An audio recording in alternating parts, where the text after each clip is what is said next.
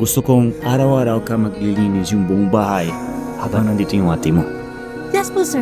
Kayang-kaya ko yan. Meron pa. Meron pa? Lily, ano to? Bakit sobrang kalat? Akong natatauhan. Nag-iisa lang pala sa laban. Lily, ano ba?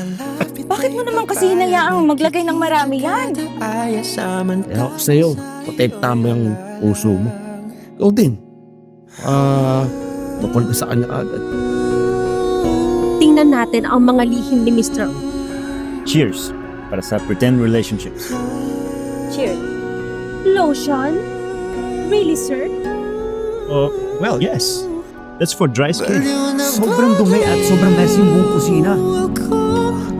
Di makalis sa sumpa na taglay mo.